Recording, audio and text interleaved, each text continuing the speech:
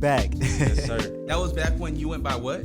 K-Manic? K-Manic. Now it's K-Manic. now it's K Tha Dawg. So it definitely a switch up. Hold on, so you knew of him from Spy Hop? Yeah, I'm telling you, man. I basically know just about almost every artist that has came out of Salt Lake City. Like, cause I've been following up.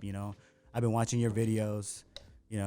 And I be tapping in. I don't just be uploading 420veeboyyz videos. I make sure that I stay up to date with what's going on in the city, because at the end of the day, we gonna eventually like cross paths. Yeah. So I want to make sure I'm prepared.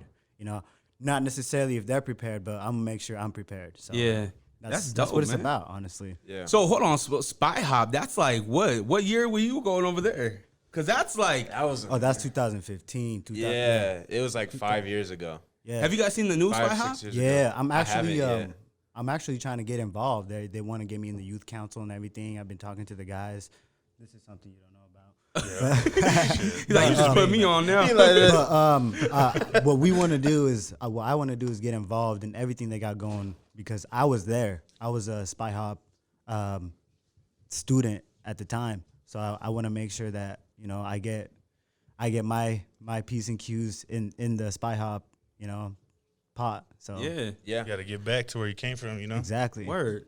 That's dope. And so what is Spy Hop? Because I know it as like a youth program for like arts. I didn't know if it was just audio or... Oh, they do everything. They have arts, entertainment, videography, design. Like they also do coding, right? If I'm not wrong. I believe that they do. That the kids down there, they actually make video games and they automate. So they basically make video games from scratch, make movies from scratch, make songs from scratch. Yeah, that's like legit. what me and K-Manic, KJ the dog. Yeah. K the dog. K the dog. Yeah, okay, sir. I apologize. You good, bro? There is a KJ. That's my There old is- business partner. Yeah. But Sorry, no, I K the dog. apologize. But it's just a really fantastic organization, Spy Hop, and everything that they do. And I think it's time to get involved in everything right now. I love it, man. And it's a 2020. nonprofit, so everything Yeah. they do, they just doing it out of pure love for the kids. You feel me? So Yeah. Yeah. He was talking a little bit about going back and trying to give back to the kids and shit like that. So I'm all for it. Like I got a bunch of kids myself, so I'm always trying to look out for the kids. Like, How many kids you got? you want the truth? Yeah. Shit, I got like 10 kids. Hey, let's up. go. For So does real? my brother. Yeah, 2 of them cool. are not blood, but they're my kids. You feel me? Yeah. But yeah, man, I'm trying to start an army out here. Damn, how old are you, if you don't mind me asking? 28. And you got 10 kids? Hell yeah. My brother, I don't know if you guys know P-Funk, the Last Disciple Yeah. from Rose Park. Mm-hmm. He got like 16. Yeah. Wow. And so He you got does? yeah. I didn't know that. Yeah, man. Yeah, He's a he good ain't playing. dad. Good dad. So, damn, 10 kids. Yeah. You got some work to do to get up to JP's level though. Hey, for sure. Yeah. He don't mess around. How do you manage being a father of that many kids? Like, is it hard or what's that like? It's got its ups and downs, Of course, like I said, I love kids. You feel me? So, any chance I get to like spend time with my kids or have all my kids together or whatever, I'm always doing something productive for them. Trying to teach them things that I was never taught when I was young.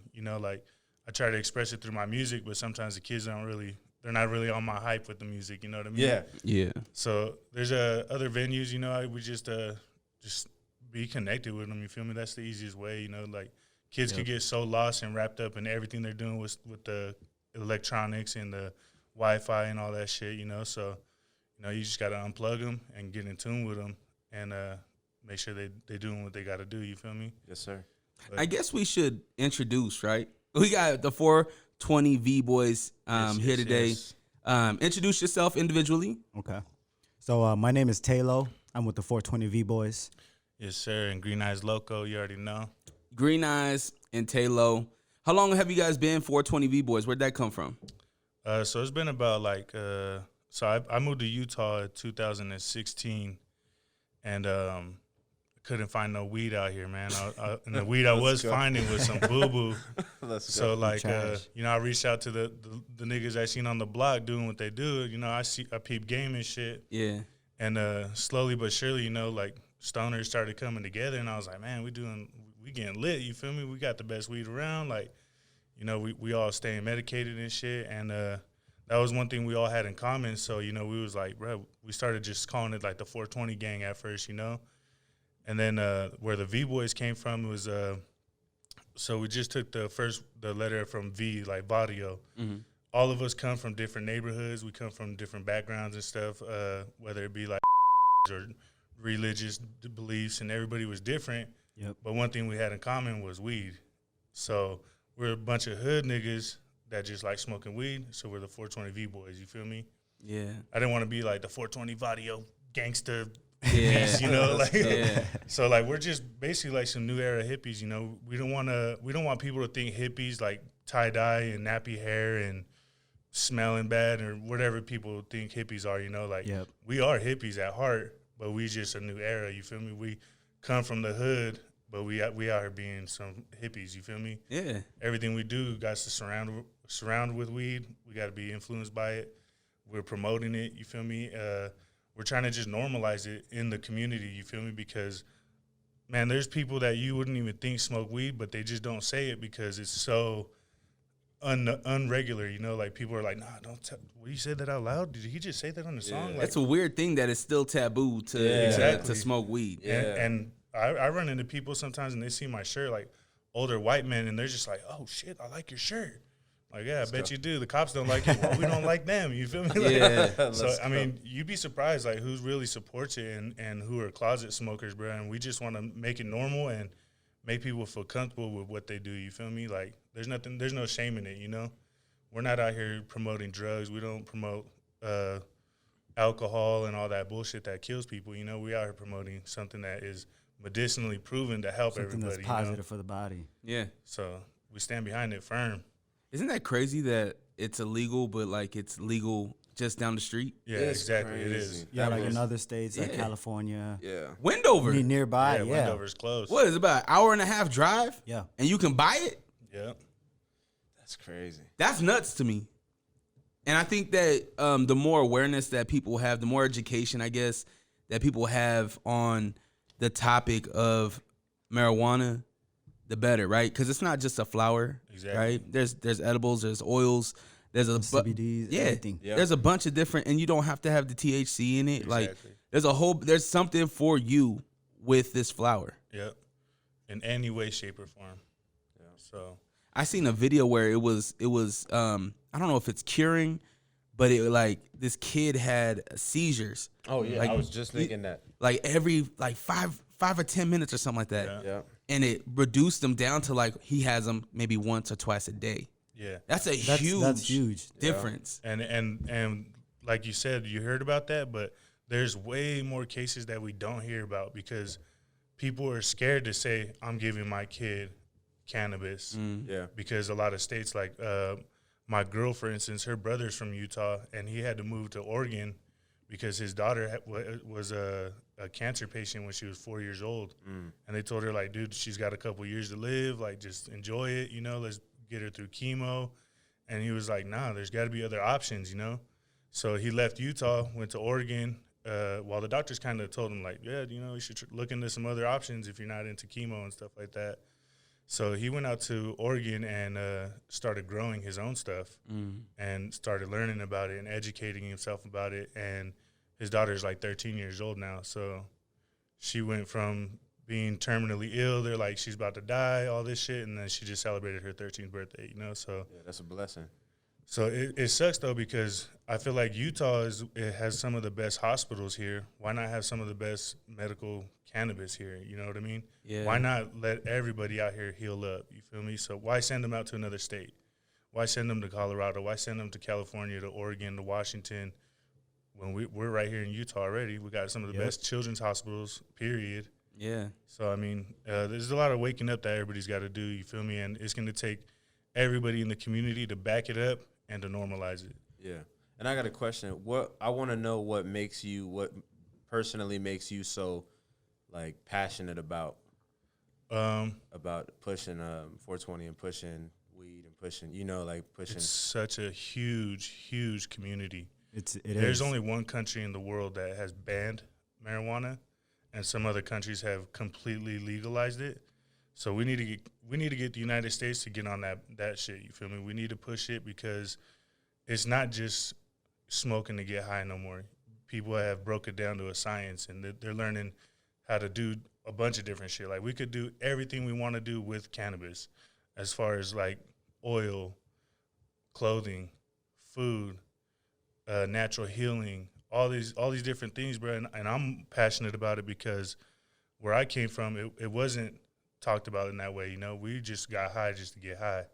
But now that I'm getting older and I'm seeing people that are struggling from this stuff or going to prison for this stuff, like, that's just not cool, you know. I mean, I'm fighting cases right now due to having marijuana, and that's just not cool. And what we want to do is we want people to wake up and realize, like, they're putting good people away for people healing themselves, you know? Yeah. So I'm passionate about it because I lost a lot of homies to the streets selling weed or doing what they do, and it's some stuff that should never occur, you know? Yeah, 100%. So I like that answer a lot, bro. And then what about for you? What makes you personally so passionate about it? I've personally myself had some juvenile cases of medical cannabis. You know, one, if you get caught with medical cannabis as a juvenile, they automatically suspend your license till like you're 21. Oh, I didn't even know that. And so I didn't know that either. You didn't know? Yeah. So Yeah. like I was dealing with things like that. And if you can imagine, if your license suspended till you're 21, you can't really, you know, Get around. yeah. Yeah. But like, I'm not going to say I didn't get around, but I got around. You feel me? Yeah. So just like small things like that, like you're medicating yourself with cannabis, and then later on you're being punished for your future. Like why? Yeah. And these are small things that like the government and the people higher up making like laws and things like that, they need to also like look back into and be like, you know what? Like we set these rules in the Constitution, like for what? Just to make these people's lives miserable 4 or 5 years down the road? You know, like what? You're 17, 16 years old. You got caught with cannabis. Now you can't legally drive till you're 21. You know, like you got to like go like through the system with things like that. So like, why I want to push it is because the system is already like corrupt with the medical cannabis. Yeah, there's a things. huge gray area. Huge. And they capitalize on it for sure. Like we as 420veeboyyz, we've been, you know, networking and collaborating with people that are bigger than us, you know, that are involved with cannabis related just organizations or associations. And we want to help and push. We want to do everything we can as musicians because, you know, like dispensaries and cannabis related organizations can't really say much, you know, and like promote themselves, make commercials. So we want to be able to be that voice for them to push their products or push their message and get whatever they want to get across to the rest of the world, because I feel like everybody else is missing out on all this education, you know? Yeah, there's a lot of us that aren't, and it's crazy that we aren't, right? Because the music we listen to promotes it, right, in a positive way.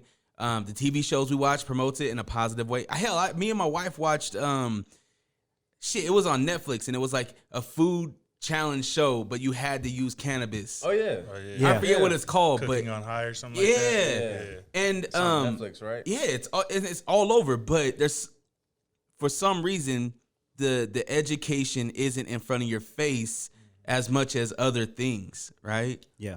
Well, that's because they want you to still think it's a drug, you know what I mean? Yeah. And the less you know, the more you're scared. Like, that's the thing is they try to stop people from educating because what you don't know, people tend to fear, you know? And the more you educate people, the more they see, all right, it's harmless. The only thing that's stopping me is the law, you know what I mean? So, I mean, it's going to be a pickle run all day, every day with these people trying to get it legalized out here.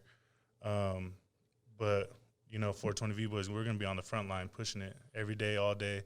We got a new album coming out soon. I won't give too much information about that, but we got a lot of weeds. I know T looked at you like, nigga. You said we weren't gonna say that. We didn't discuss this. No, we were supposed to meet up and discuss about things we're not supposed to talk. So I was actually like, okay, I can't talk. So that's what that. But we got like we're trying to push a lot more cannabis related songs, you know, and try to educate people with our music, you know, because now that we're starting to get a little bit of a following and people are actually reaching out to us to figure out what we're really about, we're just going to put it in our music and make people sit there and wait till our videos come out or our songs come out. And hopefully it'll answer a lot of questions for people. And it's going to be a crazy-ass year next year for sure. I respect that you guys are using yourselves as a vessel. You got to, because if no one does it, then nobody will. So we had to step up, and especially being in Utah, when we first started out with 420veeboyyz, it was almost impossible for us to get a show. Nobody wanted to book us. Nobody wanted us to come and perform on their stages because 420 was in our name. People were like, nah, bro, you can't promote that shit here. If you talk about weed, they won't sell you liquor. Woo, woo. Or I've been denied drinks at clubs because I look high. Facts. Really? I've been kicked out of clubs because I smell like I'm smoking weed in their club. Oh wow. So I mean, it's been a rough journey, you know, but we stuck with it. We showed the little chances we did get on stage. We proved ourselves every time. We've maintained ourselves at a higher standard every time we go out and perform. We network. A lot of people are scared to network out here. They think they're the shit. They think nobody else is gonna help them do what they got to do, but we believe in network. You're only worth what your network is, you know? Yep. So we try to get out there and be visible to everybody as much as we can, you know? Is that still a thing, though? Because when back in the early 2000s, like 05 to 2010 era, I felt that more.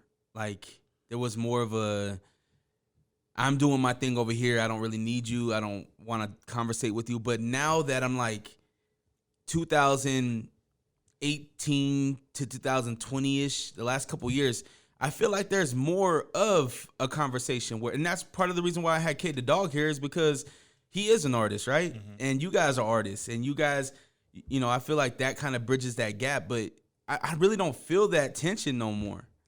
But maybe it might be because I'm not an artist, right?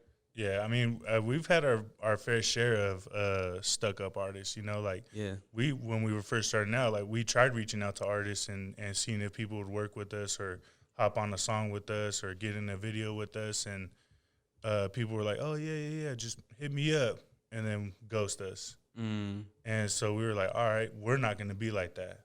Yeah. When we're out here doing what we do, you know, we're the 420veeboyyz. We spread positivity and try to help people tap into their highest creativity that they can. So we're not going to be stingy. We're not going to be stuck up. You know, we're out here willing to work with people, but I feel like right now we're kind of at that, we're teetering on a fence where people are unsure of us. They're like, do we fuck with them or do we not? Because of what route are they going, you know? Yeah, so. I don't think you guys have done or said anything to teeter the other way, right? I feel like you guys give great music. Your guys' videos are dope. You guys are fun. Your content that you're putting out on the YouTube, right, is more than just another music video. It's like other stuff, right? It's fun stuff, and the education piece is priceless, right? That knowledge piece is priceless. Definitely. So I don't see if.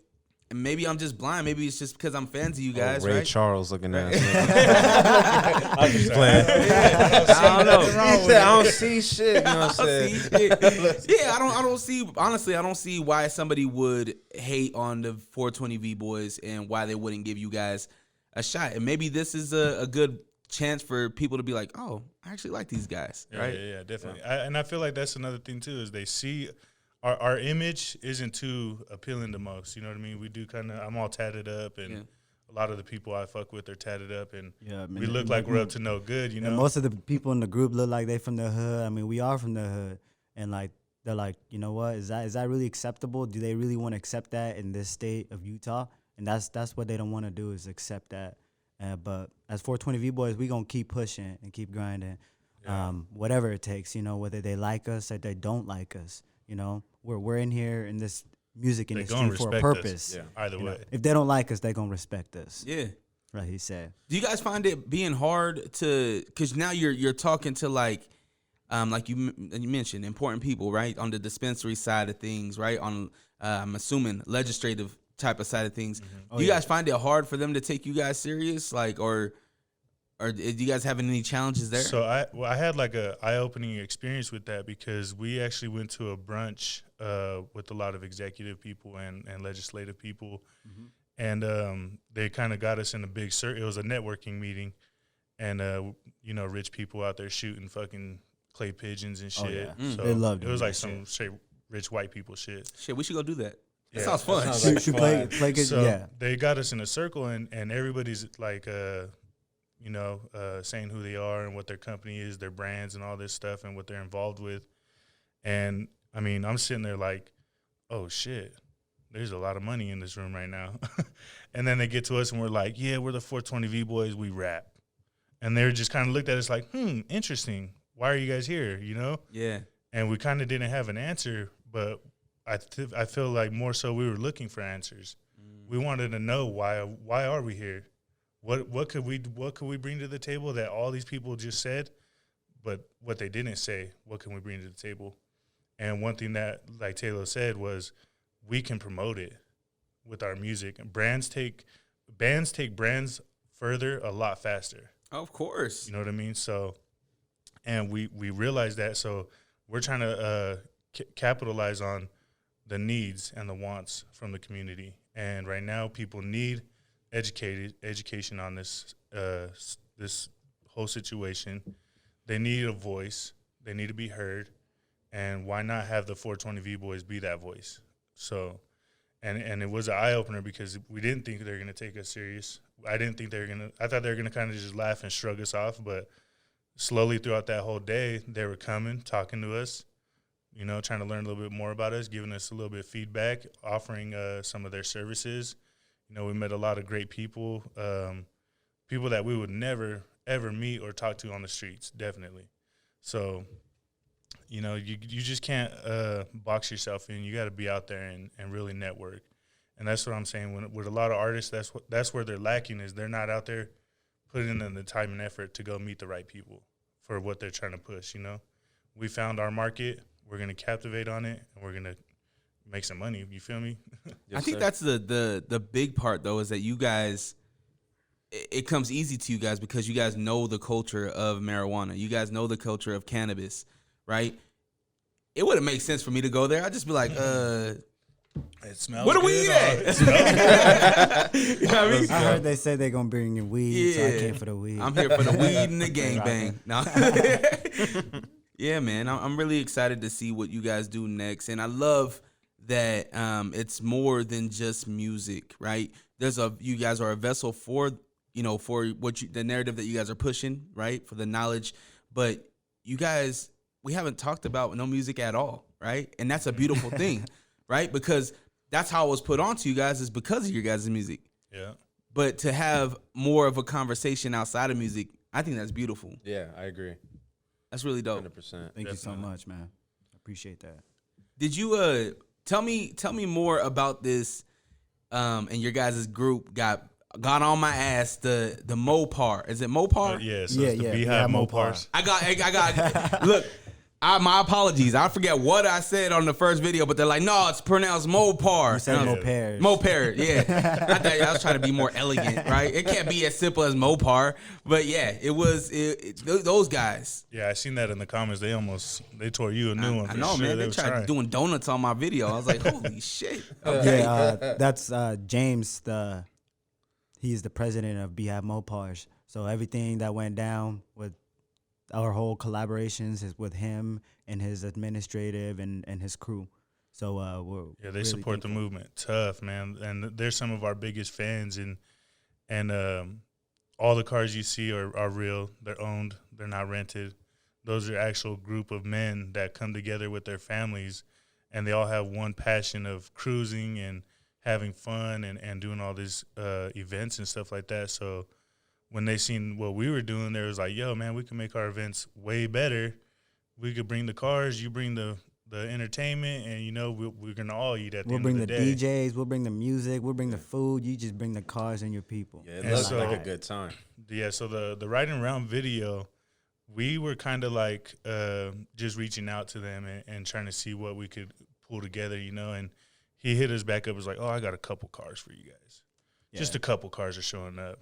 And we went to the Lowe's over there by the B Stadium, and car after car after car after car after car. We flooded the whole parking lot. We literally filled up the More parking cars. lot, and we were kind of like, all right, are they just having a car show? And they're like, all right, so where do you want us? How do you want to park? And we're just like, oh, you guys are here for the video. They're like, yeah. We're just like, oh, shit. Let's get it rolling, you know? So it's not hard to shoot a video like that when everybody's willing to do what they got to do, you know? We didn't have to sit there and pay nobody. We didn't have to sit there and tell them, like, hey, look this way and do this. No, we just naturally doing what we do and record it. Yeah. You got a camera, we got cars, we got music, video. Let's go. Yeah. And it came together just like that. You know, we shot it all in one day, and we had 3 locations, and we got it done. And it was a fun video to shoot, to be honest. And they were like, when's the next one? So we're like, we'll figure something out. They keep asking when the next one is going to be, honestly. I mean, we can't put cars in every video, but we'll try. I mean, they're beautiful. I'm not mad at it. Yeah, for real. And I said it in Let's Party, right? You guys had equal to or same amount of cars, but it was shot differently. So that's a testament to One Castle Pro. Like, the way that it was edited, it wasn't the same shots on the same cars, right? Yeah. It was as if it was, I mean, it's a brand new video, right? But it was like, it was done really well, is what I'm trying to say, right? And it's dope to see that you guys have the support of that group of guys, right? And I'm assuming maybe some gals in there, I don't know. But that proves your point that you really, the venues that were like, you don't need them. Yeah, exactly. We went in through our own parties. We was like, And it was fuck yeah. lit. I looked at it, I was like, oh, shit. Yeah. I was supposed to be at the river that day. Yeah, I had to yeah, work. bro. No, he was actually supposed to be at 2 of those events, to be honest. It's Two? cool. Yeah, it was 2. That was just one. I invited you to the lake, and I invited you to The desert. the desert. Taylor said we gonna Oh, air yeah, this it shit was- out right now. Yeah. Let's go. I was like, yeah, make sure he come out. Yeah. Let's go. Yeah, But no, it was fun, man. It was a big challenge too, like with all this COVID shit going on. Like Nobody wanted to come out, to be we honest. had a whole lineup of shows in the beginning of the year, and COVID kind of was like, "Fuck you, no, you don't." Yeah. And we kind of got a little discouraged. But what that did for us was it allowed us to take a step back, slow down, and see things that we weren't seeing. What other options did we have? You know, we couldn't just rely on going to shows and promoting ourselves that way. So we was like, yo, we either let COVID fucking defeat us, or we start pushing in different avenues. So we started really getting our structure down together, and as a crew, you know, it's me and Taylo that do the music right now, but we got a whole crew of people that are doing something for us, you know, whether it be the merch or the designs or whatever it needs to be, getting the cars together. So a lot of people learned a lot of things about themselves when they got to slow down and really analyze what they were doing, you know what I mean? When you're so caught up in going fast, I got to get here, I got to get there, you miss a lot of details in what's going on around you. Yep. And so we took that time to sharpen our writing skills, our putting money into the actual music that we're doing, and now the videos that we're doing, and we're like, yo, like, fuck those shows. They don't want to open up the shows. We're going to create our own shows. So every event, every scene in those videos that you guys seen, like, those are actual parties that we threw on our own with our own money, and they're fucking lit. And it took us almost 3 months to shoot that video just because of the locations and shit getting shut down. Remember, we were The supposed video to actually took longer than that. We've been meaning to shoot that video since November. Yeah. So Yeah, I mean, we got slowed down, but it only progressed us. You feel me? So now we got a whole lineup of shit. We know exactly where we're going.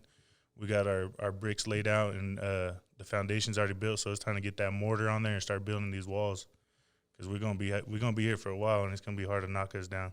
Yep. I love it, man. That's Yeah. motivating right there. Yeah. That's real dope. The you mentioned every piece, right? You have a designer, you have you know, the clothing and everything like that, every piece. How do these people come about? Is this like family? The people that just see what you guys are doing? Weed. We all smoke weed, and we all smoke cannabis. When we smoke blunts, we call them creativity sticks.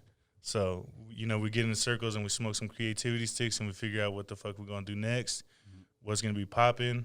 You know, people bring ideas. You know, when you're high, bro, you come up with some crazy shit, for real. Yeah. And we don't take it as crazy shit. We're like, hell yeah, let's do that shit. Let's get it going. Let's make a website. Let's sell some shirts. Like, in the beginning, our shirts were just for us, you feel me, just so people knew who we were. Yeah. And so many people, oh, what? I want one of those shirts. Let's say 420 on it. Oh, what? I like that shit. So we're just like, everybody wants one. Fuck it, let's make them. Yep. Let's make them for everybody. So then that's when we capitalized on the merch, to be honest. Because like Green Eyes mentioned, at first we're just like, you know, going to factory for you and just boom, you know, getting a 420 shirt with your name on it. And everybody's like, yeah, 420 V-Boys, you know. And like, we were paying heavy prices, and we're like, you know what? Every show, whatever we got to do, we got to come uniform. And so we went from there to, you know, to actually looking into what it takes to get this merch stand going.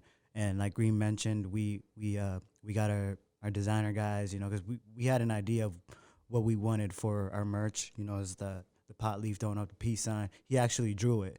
If you wanted to know the details on that. Yeah. And then we went from getting our designer to getting it to digitally, you know, getting a PDF form, an AI, and then we were like, all right, from there, what's going to be the cost to get this thing going? You know, so we're like, all right, we figured out the numbers, how many products that we need, what are the colors, you know, and everything. And that's when we capitalized, you know, and took the opportunity to get the merch out here. You know, we probably got it on your size too, DreRawka. Oh yeah, I got some for you right here. Yeah, oh, dope. You a 90s baby? Yep. You a 90s? No, I'm an 80s. All right, well, we got you a 90s baby shirt anyway. Oh, thank you. Good looking out, fellas. Yeah, I appreciate that. But yeah, we just, like Green mentioned, we were just preparing for 2021.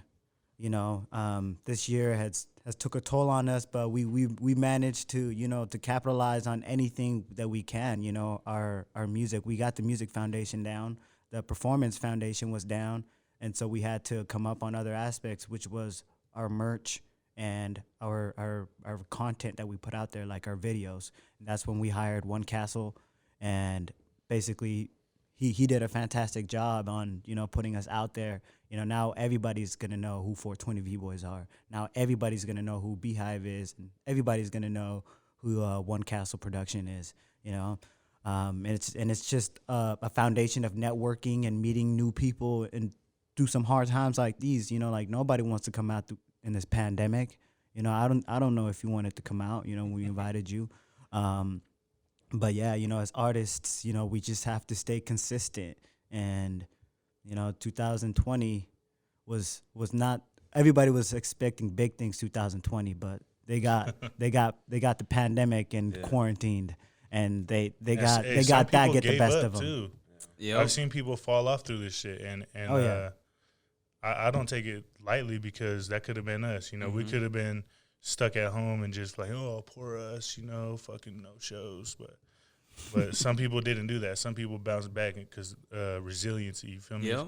You have to be resilient. You have to be persistent, and you have to keep grinding, because shit like this is gonna happen all the time, whether it be the pandemic or another Ebola or whatever it is. You know, every year, every presidency, they got another disease. You know, but I think this one was. But this is really teaching us how to become businessmen. You know, because we weren't in it for the business. We were just in it for the music. We're just trying to be heard and seen. So this is giving us an opportunity. It's a learning experience for us as well. You know, we're always learning, always trying to figure out new things that we could do. And, you know, it's working for us. So, fuck it, we'll keep going. Might as well. For sure. I think you guys hit it on the head about 2020, right? A lot of big plans for everybody. Mm-hmm. But I feel like you guys are really winning in 2020. You know, just me looking at you guys, I didn't know you guys in 2019, but 2020, 420 V-Boys is out here moving. Yeah. You know what I mean? And I see it. And, you know, I could say the same thing about a lot of different artists, right? Like my man Tha Dawg, and just like other artists that are One Castle Pro, right? There's a bunch of content coming out, right?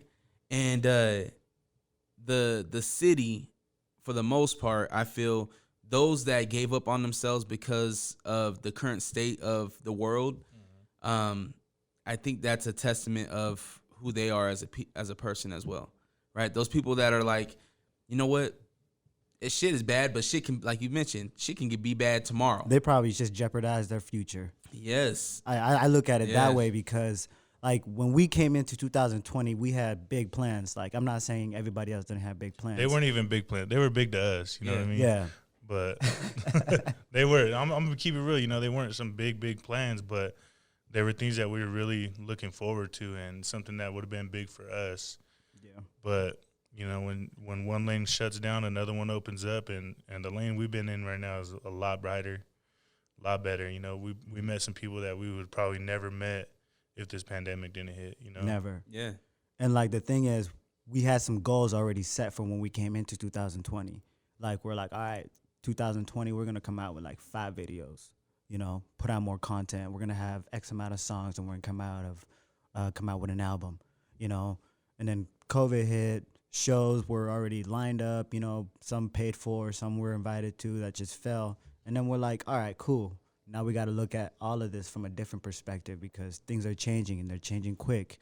Everybody's quarantined. Nobody can come out like that. So what we got to do is just strategize and make moves. And like Green Eyes was mentioning, we met some very important people that we would have never met, like you guys sitting right across from us. I mean, we're not important, but yeah, it's love. I appreciate that. I mean, I'm important, but not you. Yeah, you're right. Hey, Like, It depends on the day, bro. You know what I'm saying? I'm lightly jealous of both of you guys' hair right now.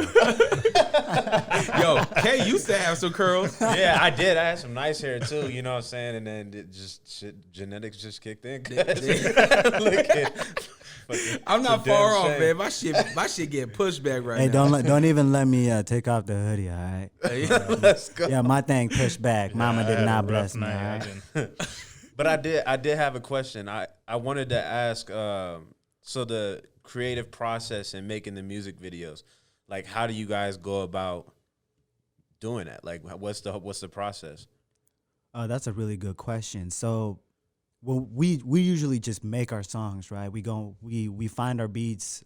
We buy our beats. We find our beats. We don't just go through YouTube and just do that. That was like the old us. But like now, we buy our beats, you know, through some local producers and some in California. Gotta be local.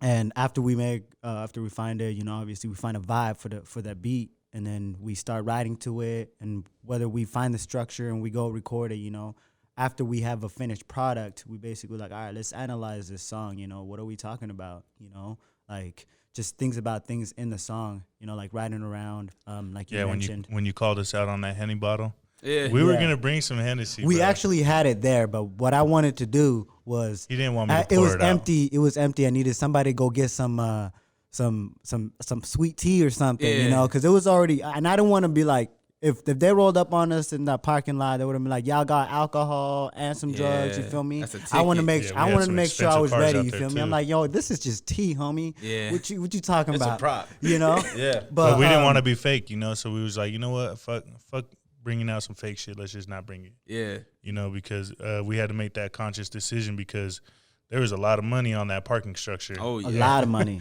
And you at the end of the day, 420veeboyyz is throwing that hosting that event, and we're liable on that shit. You know, so Yeah.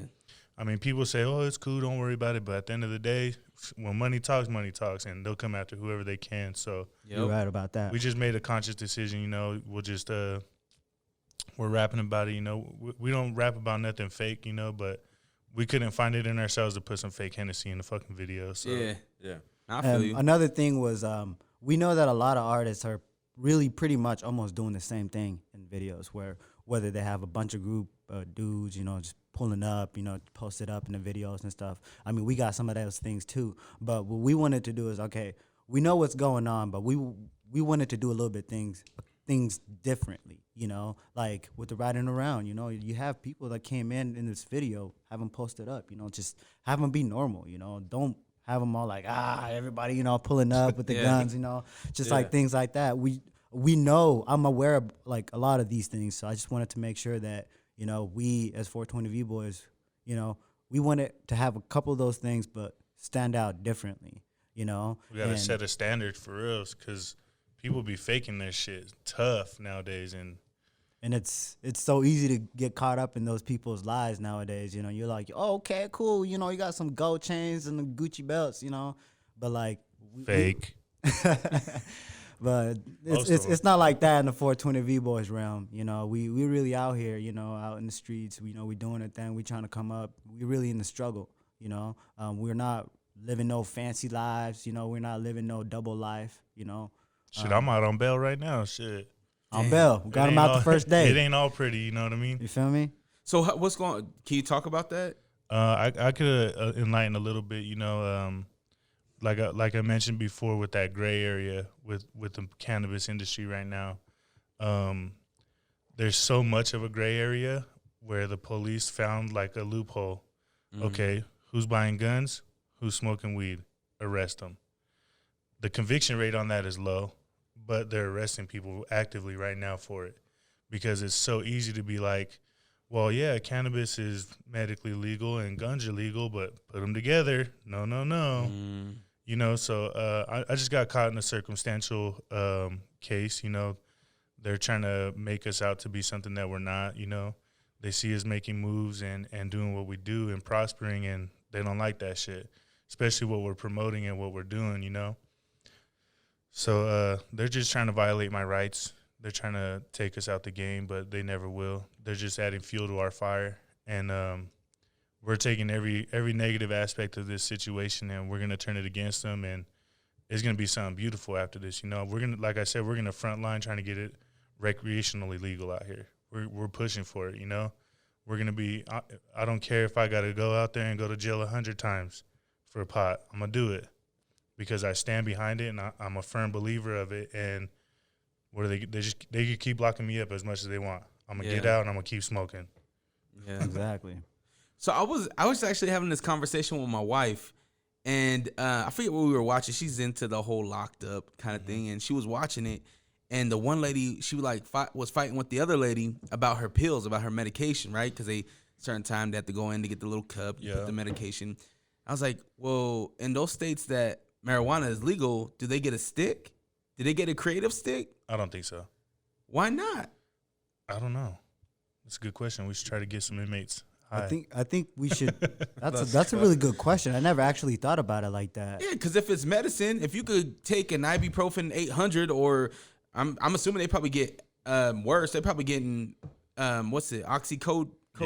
Yeah, bunch of opiates. I'm sure they're getting that in there, but they can't get a creative stick. Well, what it is you got to remember, Big Pharma, they're the ones supplying the prisons and the jails and everything with those drugs. So why would they want fucking Joe over here from a weed association selling fucking weed to the inmates for a cheaper price than those pills are? You know what I mean? So can they smoke cigarettes in those pharmacies too? Those in prisons. I mean, some prisons do have like vape sticks and stuff like that. They have the vape sticks, yeah. But no, like cigarettes. I don't think they smoke cigarettes. I don't think in 2020. Some states, I think do so. they still in prison? I mean, I don't know. I know back in the day they were. I believe so. I ain't been to prison in a while, so I don't know. I was smoking some shit in there, but we won't talk about that. It seemed allegedly. It seems that if they did give, for lack of better words, an inmate the capability to smoke weed, it could possibly reduce the amount of tension in that place. I think so too. Not make it so aggressive, maybe, right? Yeah, less hostile. Definitely. Sounds like we're on to something. Yeah, we are on this. I mean, and I'm sure a lot of people been on it for a long time. But at the end of the never day, actually thought about that. They don't want to make it easy. You know, prison is supposed to be a punishment. Prison is supposed to be your reform and making you a better person. But really, all they do is just try to break you down and make you feel less of a person. So they don't want to make you enjoy your time in prison. They don't want to make you feel happy. They just give you drugs, antidepressants, and all kinds of other shit just to suppress what you're going through and shut you up and put you to sleep. They actually give everybody like Seroquel in there, like people that have like bipolar. Mm-hmm. They give them Seroquel and just knock them out. I've seen motherfuckers sleep for like 18 hours on that shit. Damn. I ain't trying to sleep like that. I can't even sleep for 18 hours. But I mean, I'd rather be out here in the streets, you know, smoking with my homies, making music and shit anyway. So Definitely. Have you guys worked with any? There's only one dispensary out here, right? Dragonfly. Oh no, there's like 7 dispensaries out here in Really? Salt Lake. In Salt Lake, yeah. In Utah, there's couple 7. in Ogden. Yeah, there's 2 of them in Ogden. There's 3 right now in Salt Lake, right? There's one in Park City, one in Lehigh, and there's one in Provo too. Open. So, But they can't promote it or commercialize it, so you're not gonna hear about it. why? Yeah, because that's what the Mormons. they'd be bringing in money, essentially. They don't. I mean, the Mormons, after marijuana was legalized in Utah, they're like, okay, since we're a Mormon state, we don't really allow marijuana like that. Since we are allowing you to have marijuana, here are some limitations to that shit. You know, on top of that, they're like, okay, if you guys are going to be selling marijuana at these dispensaries, they can only be a certain percentage you can only sell them to. CBD as well, certain percentage, boom. Like, yeah, you know, it's medical, but they've limitized that shit so much, bro. It's like, is it even really worth it? You know, like, why? But like, so it's funny because I was just talking to one of a cannabis informant, Tana King, yesterday. She told me that in Utah, when you have your medical card, you can only go and buy like from other dispensaries outside of Utah for that 1 year remaining, because Utah signed a contract or something saying that anybody can like basically go pick up medical cannabis from other states and bring it back for 1 year. After that 1 year is done, you cannot do that Ever again. ever until they decide to, whatever. Wow. Yeah, Like that's that's some petty ass shit, right? Damn. So you can't go to California, purchase your medicine, and bring it back over here. Well, you can, but if you get caught, you'll get penalized. Yeah. And don't have a gun that you legally own. Yeah. Definitely don't. Damn. All my firearms were legally owned and taken by the police. This sounds like it sounds like a big setup.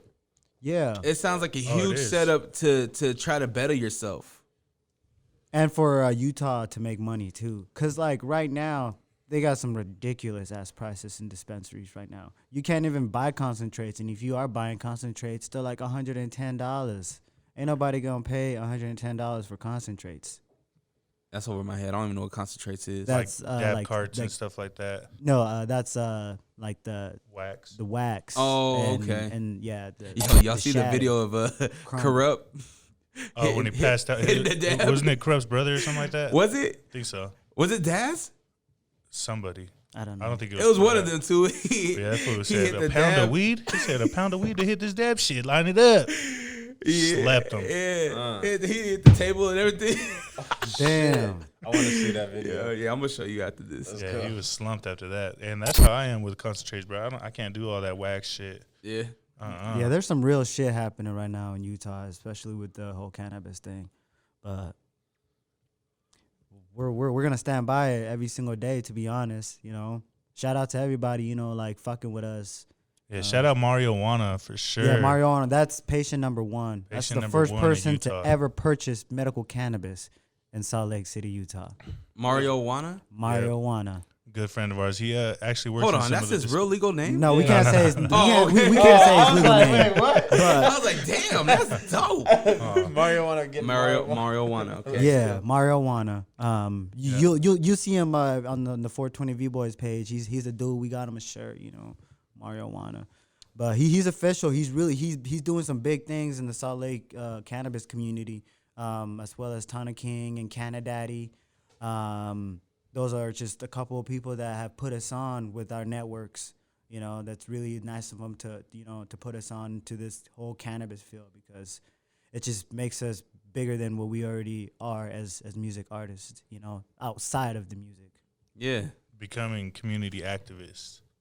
You know, because we don't just come out here and make music. You know, we actually do go reach out with our fans and kick it with people that are supporting us and give back to them. You know, like some of those parties that we threw for the Let's Party video was just us giving back to the people supporting us. You know, like, yo, come out, chill with us. We'll fucking barbecue on us. Everything's paid for. Just bring come the out, have car a good show or time, you know? something. So we're kind of educating ourselves along as other people. You know, we want to make sure that what we're telling people is correct. And it's going to be a tough battle with the legislative stuff, trying to get it recreationally legal out here. But it's an uphill battle that we're willing to face. And like I said, I'll keep going to jail for it. You just guys It sounds expensive. They you can guys keep got arresting us. you start the GoFundMe or what? Yeah, we got a Yeah. GoFundMe up right now just for my particular case, you know, because they seized all of my assets and my money and the business money that Yeah, we they have. definitely seize our merch money. That's what I'm pissed about. So Damn. So we're gonna be fighting them tooth and nail, and we're not gonna let them just, you know, they think we're just some street punks coming out and like gang banging or They doing all fucked up. this stupid shit, you know. But really, we're out here being positive and trying to show people that, yeah, we come from the hood, but we're not gangsters. We're not gang members. We We're all not come from those organized. backgrounds. We know what's up, you know.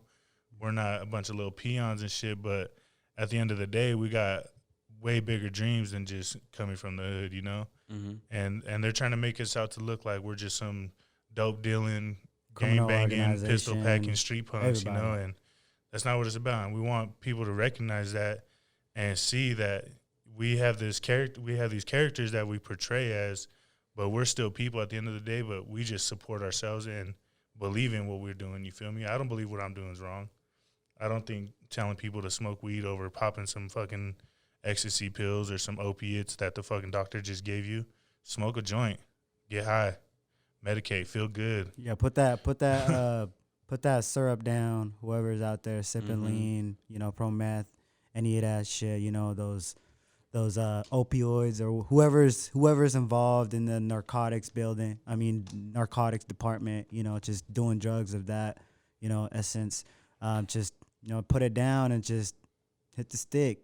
Promethazine don't even sound appealing. Like if you were like, "Yo, I got some promethazine," You know, it's funny it doesn't because sound appealing at Does all. it itch? you see people that do it and you just like, you see them like, Slump. Yeah. like, to be honest, if I saw any of you guys like that, I'd be making fun of y'all Yeah. right here. Yeah, for you real. know, Yep. like, I'm sorry, but I'm gonna make fun of you. Like, are you gonna come and show up, do drugs in front of me just to be like, you know, Yeah. out of it? Yeah, I'm Yeah. definitely gonna make fun of you. Like, I'm saying that right now because I apologize, but like, come out with something better. You know, like, you know, do something better of your life. You Yeah, know, rather doing than drugs just- ain't cool no more. Yeah. That's just not. You know, what's crazy is like me growing up in the 90s and watching music, it went from dope dealers to dope users. And Waldo's here. now we're like, put all that shit down, you know, smoke some weed. It's a new era. It's a new age, you know. So that drug shit's all played out. Tired of seeing people die over overdosing. Yeah, man. Over some Yeah. stupid shit, you know. Kids. Kids Young starting to people, see too. all that shit, you know, like, and it's funny because, like, you know, the people that are like real addicts out there, you know, I feel bad for them.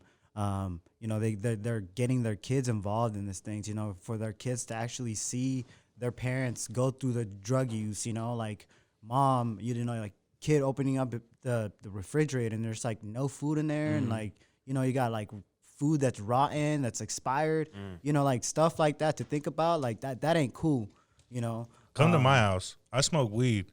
I got snacks. You know what I mean? Bring your I kids got over. shit to cook. I mean, you got 10 kids. I hope you got snacks. Yeah, You feel me? Lay's chips, barbecue chips. Yeah, Let's you go. definitely got the juicy fruits. Got 'em. I got some in my pocket. Not just playing. Let's go. So on the music side, what do you guys record? Do you guys have your own studio, or kind of do you guys use this? So on the music side, we were going through some people just previously, like last year, but we upgraded. You know, we're like, you know what, we got to stay consistent. So we've been going through Joe Hernandez. Oh, okay, yeah. I'm pretty sure everybody knows Joe. He knows a wide variety of artists that went through him. I've been going through Joe since I was 16. He actually like put me on. He's the one that told me to go to Spy Hop, go here, go there. So I took like every one of his advices, and I've been to like almost every single one of his studios that he's been at. You know, and now he's at Counterpoint Studios. Previously, he was at Ignite Studios, right? Yeah. With they got like a photo booth in there too. But right now he's at Counterpoint. It's been really dope, you know. And we've been waiting to book another session. It's been like what, 2 months since we got in. It has been a minute. Yeah, we just been like working on our music videos Yeah. and stuff like that. We like to, networking. do we'll write about 5 or 6 songs and make sure they're how we want it. Mm-hmm. And we'll just go in there, knock them all out, and then see which ones we're going to make videos for, see what's going on the album, what's going on the mixtapes. And, we try not to overwhelm ourselves with music because, of course, we steady write and we're working on our craft daily. But, sometimes not every song needs to be made, Some things are better left unsaid. And So, how do you decide which song gets to have a video and what really makes that happen? I feel like when we do our performances, we kind of just use the feedback and the visual, like what people are feeling the most, like that Let's Party Like, song. feel like the energy and stuff like that. like definitely got to feel the energy. And if people fuck with it, I feel like it's worth putting something out for them to see, Yeah. Because, dude, you don't know how many times I performed Let's Party. And sometimes I've performed it like more than once in a day. So...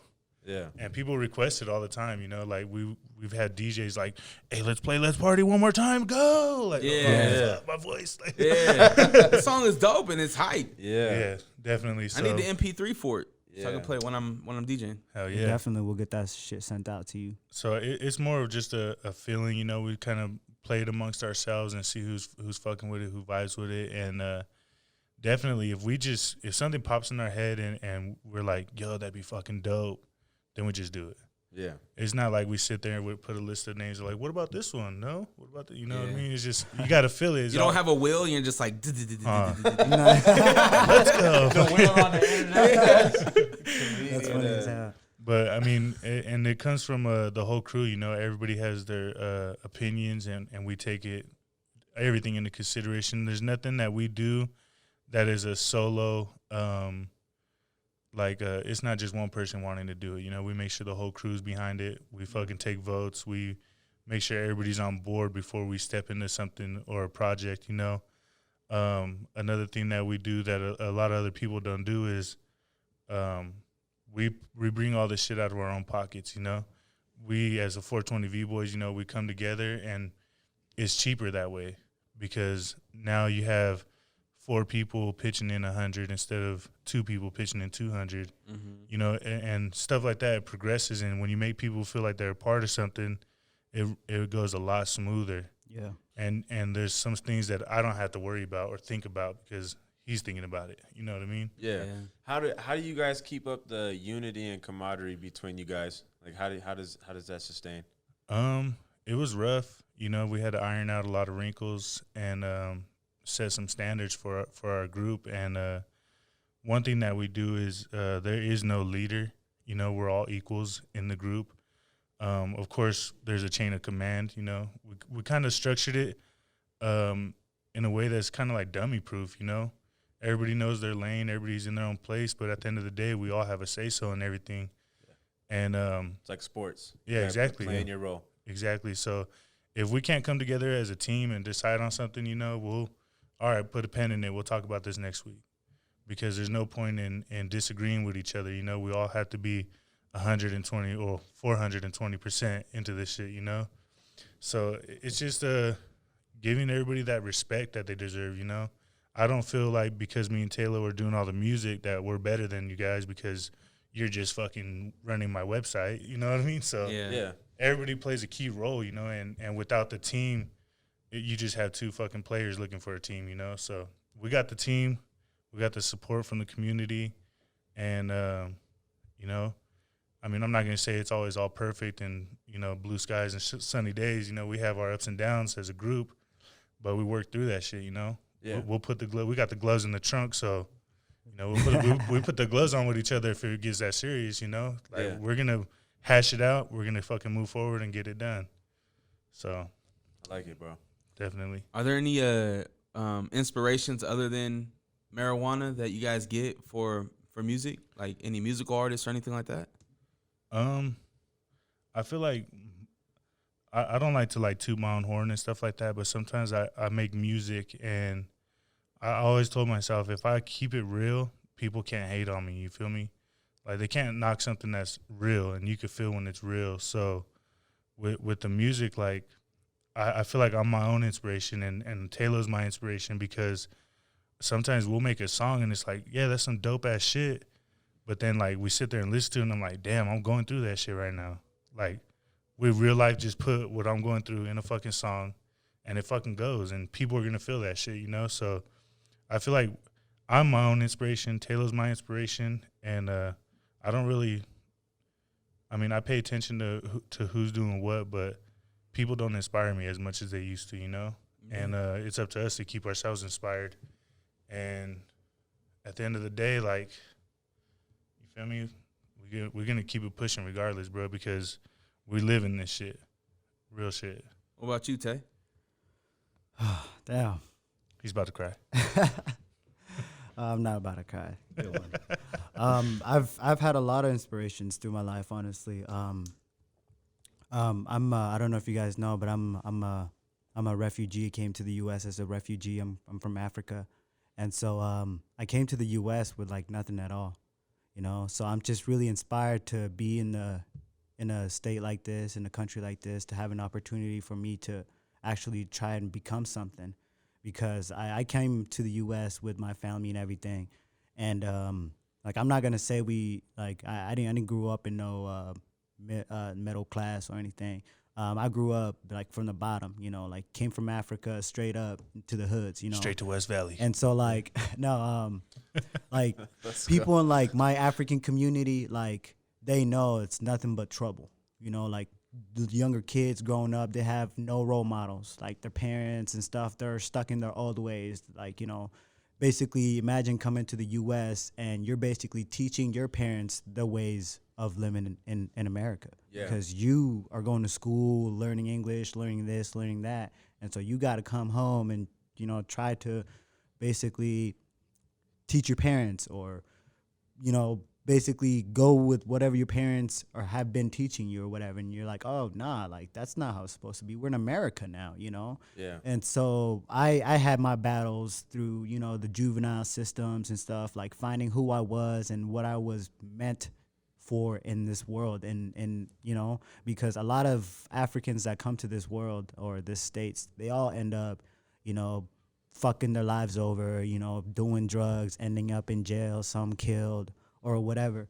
And luckily I was able to, you know, like have an eye opener at an early stage of life, you know, throughout my juvenile life, you know, I finally found a path to where I can be like, you know what, like I can actually make something of myself. And I found music. That's when I found music, you know, through the juvenile systems. And after I found music, it was like, you know what?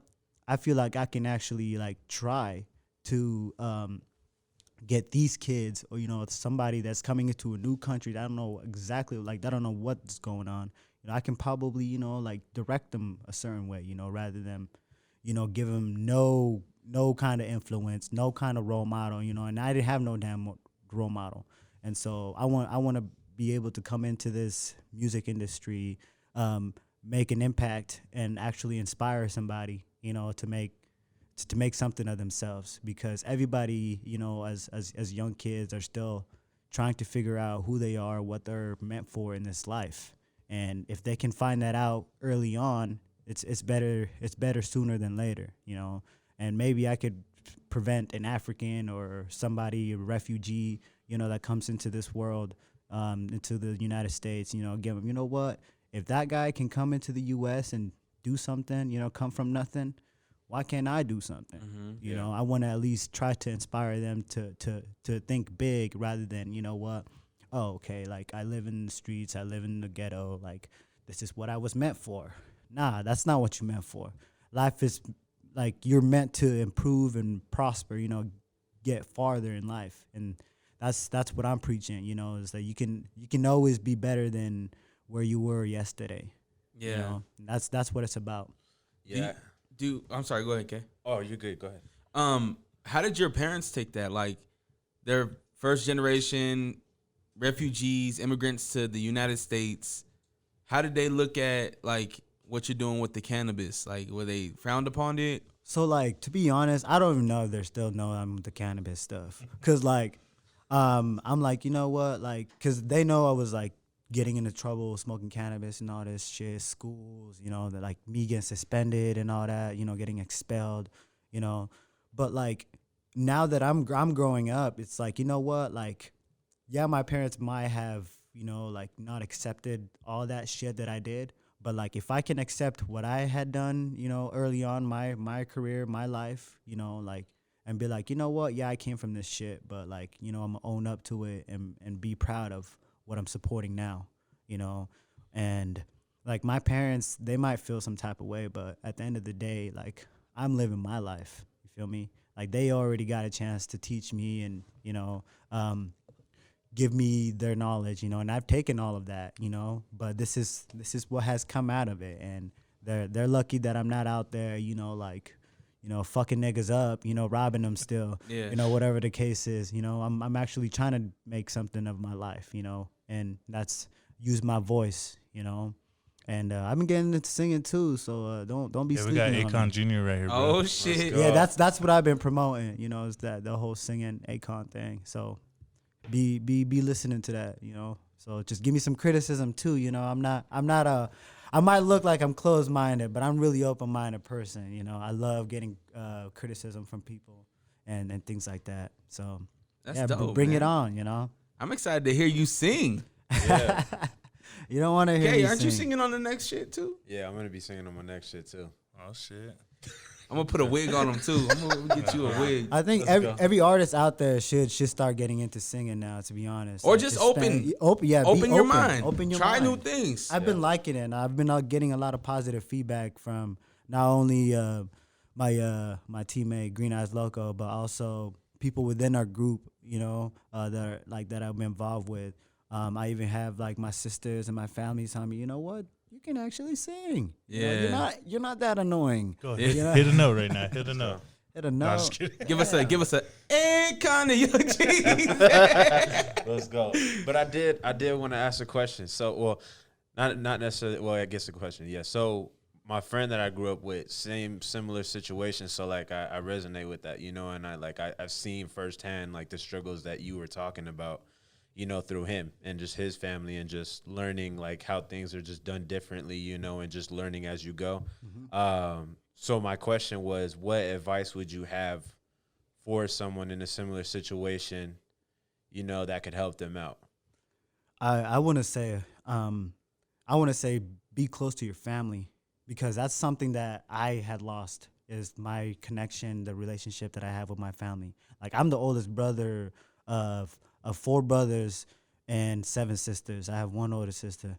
And like it really sucks, because when I was a juvenile, I was just out and about doing my thing, and I just didn't care about anything, you know? And I lost that connection with my family. And so my number one thing I would say is like take the time to, you know, spend that time with your family, you know, because family is what matters the most, you know. If you don't have your family, you know, because when I was a juvenile, all I worried about was my friends. And I thought my friends were family, but my friends weren't family at the time, you know.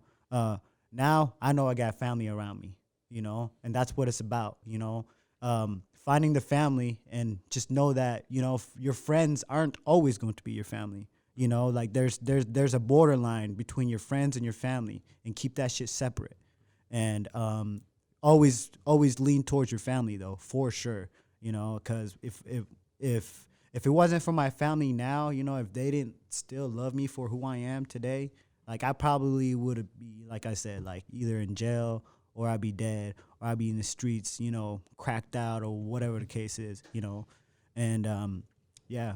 Family. I would preach that any day, you know. And I'm very sad that I didn't get to, you know, spend that much time with my family when I was, you know, a juvenile, you know. But definitely, man, it's the family. I love it, bro. Do you have any kids? I don't have any kids that you know of. He looked at the side shit. He said, "Shit, I don't have any kids. Period." But he's got all my kids. You know, they call him Uncle Taylo and shit. So. Yeah. I'm good with kids though. Yeah. I don't have any kids. My youngest daughter right now, like me and him could walk into the room at the same time, and she'll go to him. Yeah. I want uncle. Yep. Yeah. Well, how old your youngest? She's like 2. a year and a half. Almost 2. Almost 2. Wow. That's awesome. Yeah. So my son just turned 2. I got a baby girl on the way. She'll be here November 7th. Damn. Oh, yeah. Congratulations, brother. I got number 11 coming too. You do? Yeah. Congratulations. It's a boy. Oh, you yeah, having I'm a boy? hoping it's a boy. I always say it's a You boy. 'Cause I manifested love it. boys. Yeah, you know? yeah. When are you guys due? I think in like March, Oh, okay. April, sometime around there. That quarantine fucking. Yeah, you know. The He said quarantine. coronials, you know. That's gonna be the new generations of coronials. That's funny. What are you gonna name it? The pandemic? Do you guys have a name? Boy and girl? If it's a boy, I think I'm gonna name him after me. Just because I don't have a son that's a junior. Junior? Well, I'm a junior, so actually got a question for you guys. Yeah. Can I have a junior the second? Wouldn't it be the There's third? a It would be the third. third. But 'Cause I you're don't the want to. second. But I don't want to name him after my dad. I want to name him after me, and I'm already a Ah. junior. But hold on, you and your dad have the same name. Yeah. So I mean, I guess you could, but it would always be the What third. he's saying is his dad hasn't earned the credit Gotcha. for him to be a third. Gotcha. Oh, okay. So if do you? So he wants to be the primary. Like, No, I understand what you mean, but do you and your pops have a relationship, or is No, he's out of the definitely picture? not. Yeah. So you're not even a second then. You're the I mean, first. Yeah, technically. Yeah, so he would be the second. he's a junior. Exactly. But he's I'm a junior You're not. on my birth certificate. I mean, I guess Technically. technically. Yeah. Damn, Waldo. ¿Cómo te llamas? Let's go. Yeah, I think it's fine to do a junior the second, but technically it's the third on paper, I guess you would say. I I'm would say gonna yeah. I'm gonna be the first one to do it. I don't give a fuck. There I you would go. say yeah. So do you have a Mary Jane in your children? don't. You don't have a Mary Jane yet? No. Really? I thought that would be your first daughter. I tried with my first daughter, but didn't work out for me. What? So we got the boy name. What about the girl name? I don't know. I think we're gonna name it after my girl and call her Junior too. Not just playing. I never heard of that. Nah, I don't know. My girl said that if it's a girl, she's gonna name her. If it's a boy, I get to name him. So Gotcha. I'm fair with that. That's cool with me. Yeah. You know? That's how my wife and I did it. If it was a boy, she got to name it. If it's a girl, I got to name it. I guess switched roles, huh? Yeah. Okay. And you won. You Yeah. got your baby girl. Yeah. I didn't expect to get a girl, but we agreed on the names. You know, it was either Kennedy or Kendrick. So Yeah. yeah. I'm terrified for this baby girl coming. Hey, Fucking congratulations, every single one of you, man. I ain't Yeah. got no kids. I have a niece. That's about it. Well, you gotta have Enjoy sex it. to have kids, so Come on now. Let's go. Just get a oops. Just get a oops one time and then you'll be good. Oops. Head ass. There could have been so many Oops. oopses out there, bro. Especially in the juvenile systems. I was like, you know what? Nah. Are you locked down right now? Are you in a relationship? Me? No, I'm not locked down. Okay. I'm single. Single. That's why you started singing, Ready to huh? mingle. did you hear how his Yeah. voice changed? Yeah, but I'm single. Go. Yeah, that's actually why I've been practicing singing, so we can bring the females into the 420veeboyyz music industry. You been working on the abs? You know you got. Oh, like working out? Yeah. Nah, no. If you sing, you gotta have the one scene in the music video where he's like raining or Dancing something. in the Look, rain. look, Shit. hold up. Or Sliding in the across shower floor where and he's like shit. this. Look, He's waiting to put a blunt in the mouth. Look, I ain't got no abs or anything, but I'm not skinny. You Gotcha. feel me? So I'm not like that. Like I take off my shirt and you see all my bones and shit sticking out my You know those motherfuckers no, and I shit, know what those you rappers and shit. Yeah. Man, put your shirt on. Yeah. But He's but like, yeah, I'm African, not like that. Ethiopian. Hold on, is it Ethiopia in Africa? I don't know. It is, yeah. What country are you from? I'm from Kenya. Oh, To okay. be specific. Yeah, I'm from Kenya. Dope. Say something in your language. Assalamu alaikum. Like Alaikum salam. Wa alaikum salam. Yep. We got some Muslims in here, huh? My dad was actually Muslim. Yeah, I didn't grow up Muslim, but yeah, my father was, and then he ended up leaving the religion and going to be Christian. Oh, really? Yeah, That's crazy. I've never heard of that. yeah. Like that's haram. That we would call it. You know, that's I've never heard of anybody go from being Muslim to Christian like that. Yeah. Like that. You know, I mean, like me, I'm not active. You know, but like I know, like I studied and everything. I've read my scriptures and everything. You know, I have a fair share. I probably don't remember as much right now. You know. because I just been I've been trying to find myself, and like I said, when I was a juvenile, I did not know who I was, but as an adult now, I know who I am and I know where I want to be. Was it tough to like come to the realization that being Muslim and living a life and finding yourself, there's a conflict there, right?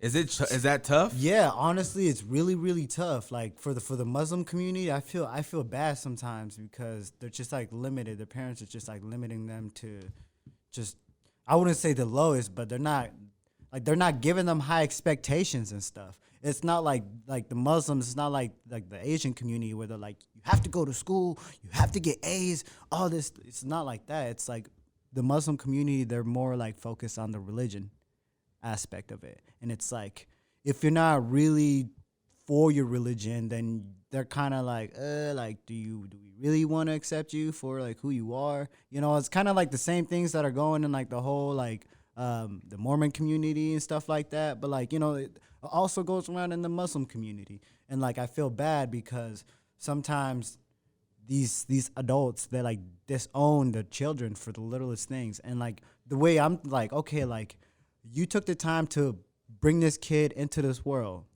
okay? And you taught him everything, but you're telling them that just because they chose to be whatever they want to be, you're going to disown them? Like, that doesn't make sense to me at all. Mm-hmm. Like, if you bring somebody into this world, you might as well try at least best and support everything they do, or, whatever they go through, And I think that's what it's about, being in that parenthood, being a father, being a mother, and I think that's what it's about. But if you just bring somebody into this world to tell them things are like this, like this, like this, and to be strict for the rest of yours and their lives, like it doesn't make sense. Maybe when they're younger to an extent, yes, but when they actually start to, think for themselves, just smart, like just little things like that, I don't think you should limit somebody from being who they want to become. That's how I feel, and that's the community that I kind of came from. Now, I'm like, what? I'm gonna be a rapper. I'm gonna consume medical cannabis and and support everybody that's all for it. But it's tough, to be honest, and I'm pretty sure there are specific traits like that in other religions as well. Mm-hmm. Not only Muslim. I'm pretty sure Christianity and the LDS community, they have a few traits like that. Like, sorry to bring this up, but like how, like in your guys' religions or religions that you guys been through, how do they feel about like the LGBTQ community? I think in the Muslim community, they're like, oh, I don't know about that, bro. I was never brought up in a religion. Yeah. My pops, he brought me up, I guess you would say, more spiritually without even being spiritual, right? And so, and I grew up and I was born in Utah, but I was my adolescent years until my sophomore year, I grew up in Portland, Oregon. In Oregon, it's a really progressive city in some sense. Mm-hmm. There's still a lot of weirdness there, but I never even seen a difference between LGBT and like a straight community. It was just, you just had homies that like the same sex. So it was never anything, it was, I don't know. It's hard to explain because I don't see when people are like, I can't bring my friend over to my house because they're gay, right? I never had that issue. I had a homeboy, his name is Antoine. He was gay, and we all knew he was gay, but he came out on his own time, right? But it didn't stop me from having him come over and play Final Fantasy. Mm-hmm. It didn't stop us from watching Monday Night Raw, right? It didn't stop none of that. And my pops was cool with it. Like, my pops was cool with his pops. Like, I don't know. It was just, I never faced that type of adversity. I have a lot of respect for people living their life the way that they want to live. Exactly. As long as it's not harming anybody, right? Yeah. Like, fuck a pedophile, but you know what I mean? Like, shit's gross. Yeah, like, while we on that, fuck them niggas. Yeah, for real. But if you living your life, like Lil Duval said, if you living your best life, that's what I want. I want to see that positive stuff. Like, if you living better than you were yesterday, that's what I want to see. There you go. And if other people see me that way, on a day-to-day basis, like, oh well, but I want to see people, you know, be better than they were yesterday. Yeah. You know, like sometimes I might come off as an asshole to some people, you know, depending on the day, you know, I can be an asshole. But I really want to see people grow, you know, and I really like to see people prove me wrong, because all my life I've been doubted. You know, it's been doubt. You can't do this, and you can't do that. Oh, you want to do this? How about no? So I want to challenge people to, you know, to prove me wrong. Essentially, is, you know, be better than what you were yesterday. You know, keep growing, and that's what it's about. You know, and 420veeboyyz, we're gonna support that any day and every day.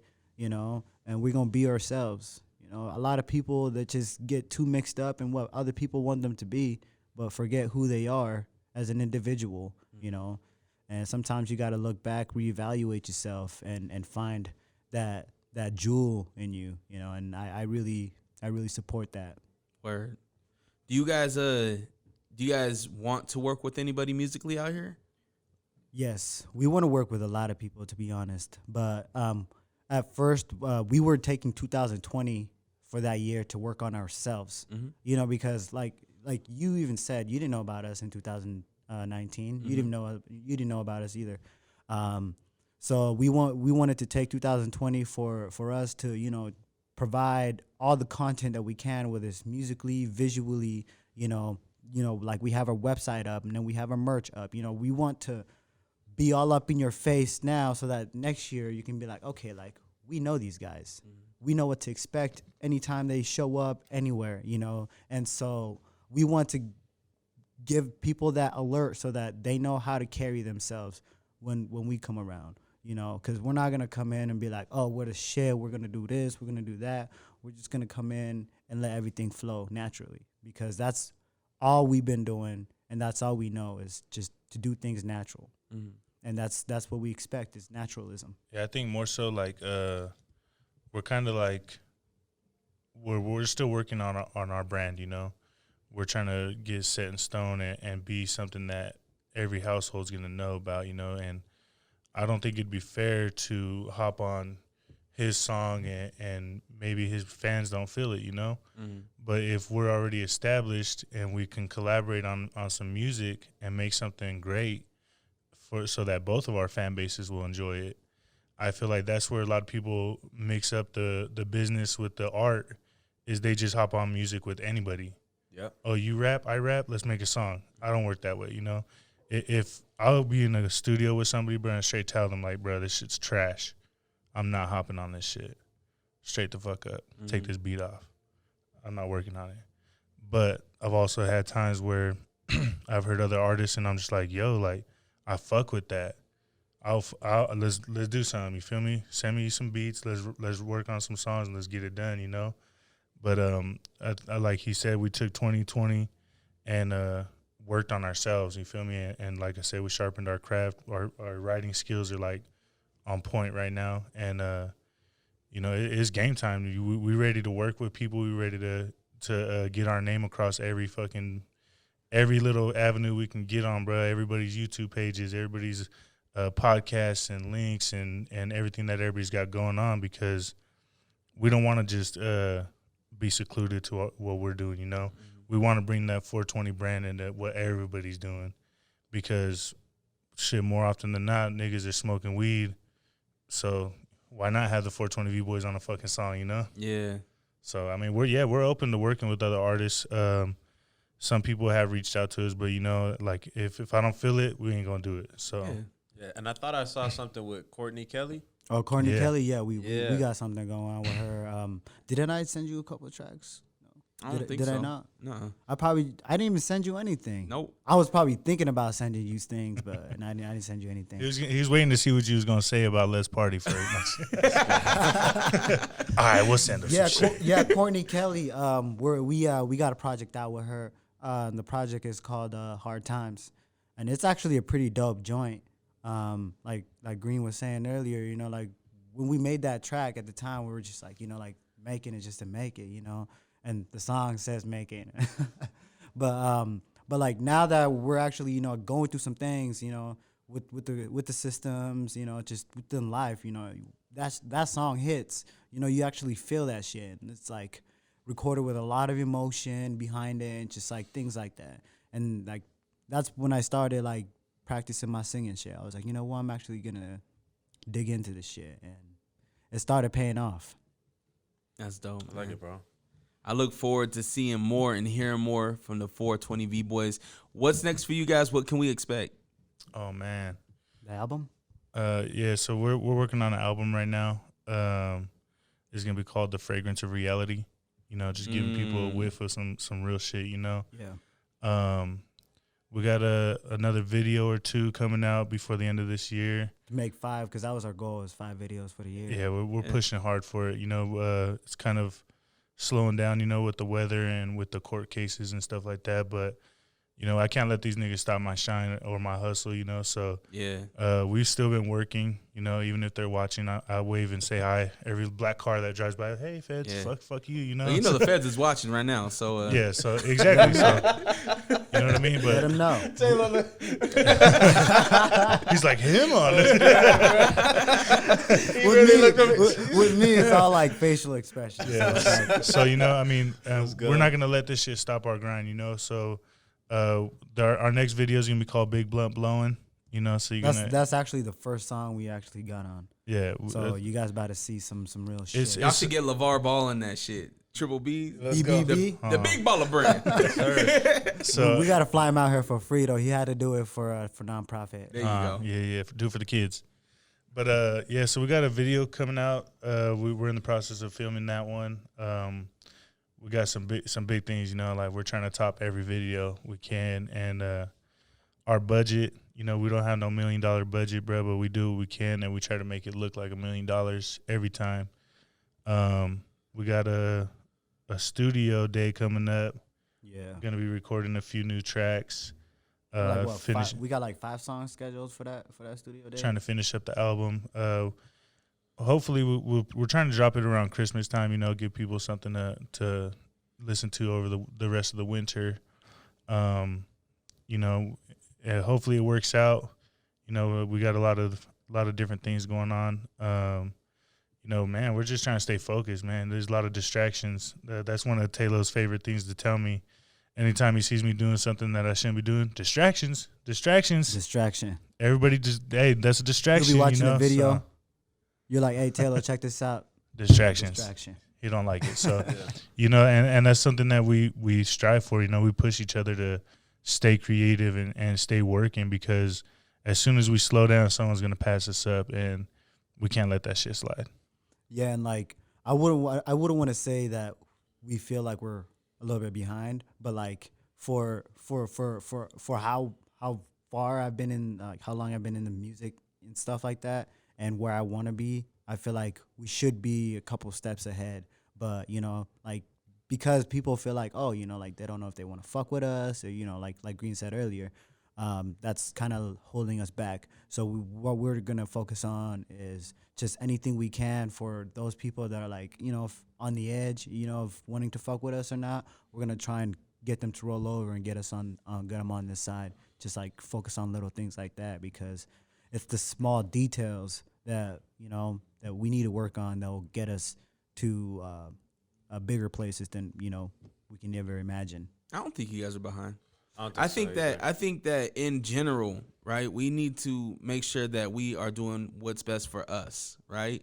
And I don't mean that in a selfish sense. I mean that in the sense of the 420veeboyyz need to do what's best for the group, right? Exactly. And if what's best for the group is completing 5 videos in 1 year, that's on you guys. Like, that's an accomplishment for you guys. So don't ever feel, and this is just my opinion, don't ever feel like you need to be up on what somebody else is doing, or being, you know, if they're doing 5 or 10 videos a year, I need to do 11, right? Or vice versa, whatever that is. Like, make sure you guys are going at your own pace. Exactly. Like you were mentioning, don't get overwhelmed, right? Don't get overwhelmed, but stay consistent with your own self, right? Exactly. At your own pace. Got to. And I don't feel like we're behind either, because, you know, there's people that have been in the game for so long and still haven't done some of the things that we've done, you know? Boom. And music video. Yeah. Straight You up. know? And you could put out 10 videos in a fucking month, but if your song's whack, your video sucks, I mean, really, what are you doing, you know? So that's why we try to make every video like an experience, you know? We are at our own pace, but we're in it for the longevity, you know? We're not just trying to make a couple songs, fucking boom, for one summer, and then who the fuck are the 420V boys, you know? Yeah. Hit miss. So, I mean, we got a lot of shit to come out, you feel me? We got a lot of fight in us. We still got a lot more years of learning and doing what we do to perfect our craft. And, man, it's just been a fucking fun-ass ride so far. Well, I love what you guys are doing. I look forward to learning more. Like I mentioned, what's your guys' socials? Where can people find you guys at? 420V boys on everything. Yeah, 420V boys on Instagram, on Facebook Twitter. as well. Twitter. Facebook, Google. You Google us. Yeah, you can actually Google us. You'll find just about everything. We have our website. Mugshot, our websites. Oh, shit. Hey, you go, whoa. Hey, what's funny is my last mugshot, I was actually smiling because it was so funny to me that they really arrested me for some weed. Like, we gonna chapo this shit. I told them, I said, you know what, man? Yeah, you guys are arresting me right now, bro, but y'all about to make me famous because now I got the rap sheet to go with the raps. So there you go. There you go. And that's 420V boys with a Z. 2 Y's and a Z. 420V boys. No, 420 VEEBOYYZ. So a lot of people get that mistaken. Yeah. You could also go to the .com and you go on there and find out everything you need to know about us. Stay up to date with our events, and we've been kind of slacking on it lately because of what's going on and shit. Trying to, schedule everything out accordingly. But yeah, definitely go on the website. We got all the merch on there, videos.